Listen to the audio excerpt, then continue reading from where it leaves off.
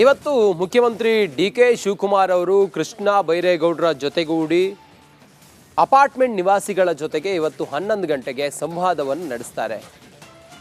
ಕೆಲವು ನಿಯಮಾವಳಿಗಳ ಕುರಿತಾಗಿ ಅಪಾರ್ಟ್ಮೆಂಟ್ ನಿವಾಸಿಗಳ ಜೊತೆಗೆ ಇವತ್ತು ಮುಖ್ಯಮಂತ್ರಿಗಳ ಸಂವಾದ ಕಾರ್ಯಕ್ರಮ 11 ಗಂಟೆಗೆ ಮಾತುಕತೆಯನ್ನು ಮಾಡ್ತಾರೆ. ಬೆಳಿಗ್ಗೆ 11 ಗಂಟೆಗೆ ಡಿ.ಕೆ. ಶಿವಕುಮಾರ್ ಮತ್ತು ಕೃಷ್ಣ ಬೈರೇಗೌಡರು ನೆಹರು ತಾರಾಲಯದ ಸಭಾಂಗಣದಲ್ಲಿ ಸಂವಾದ ನಡೆಯುತ್ತೆ.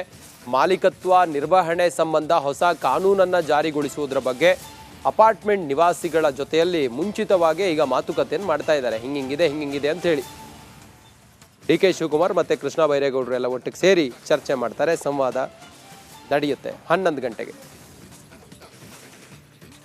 ಬಹಳ ವರ್ಷಗಳಿಂದ ಬೆಂಗಳೂರಿನ ಅಪಾರ್ಟ್ಮೆಂಟ್ ಮಾಲೀಕರು ಅಪಾರ್ಟ್ಮೆಂಟ್ನ ಮಾಲೀಕತ್ವ ಮತ್ತು ನಿರ್ವಹಣೆ, ಓನರ್ಶಿಪ್ ಮತ್ತು ಮ್ಯಾನೇಜ್ಮೆಂಟ್ ಇದಕ್ಕೆ ಸಂಬಂಧಿಸಿದ ಹಾಗೆ ಹೊಸ ಸುಧಾರಿತ ಕಾನೂನನ್ನ ತರಬೇಕು ಅಂತ ಒತ್ತಾಯ ಮಾಡ್ತಾ ಬಂದಿದ್ದಾರೆ. ನಮ್ಮ ಸರ್ಕಾರ ಅವರ ಒತ್ತಾಯವನ್ನ ಗಮನಕ್ಕೆ ತೆಗೆದುಕೊಂಡಿದೆ. ಈ ಹಿನ್ನೆಲೆಯಲ್ಲಿ ಮಾನ್ಯ ಮುಖ್ಯಮಂತ್ರಿಗಳಾದಂತ ಶ್ರೀ ಡಿ.ಕೆ. ಶಿವಕುಮಾರ್ ಅವರ ಸೂಚನೆಯಂತೆ ಒಂದು ಹೊಸ ಕಾನೂನನ್ನು ಕೂಡ ನಾವು ತಯಾರು ಮಾಡಿದ್ದೇವೆ.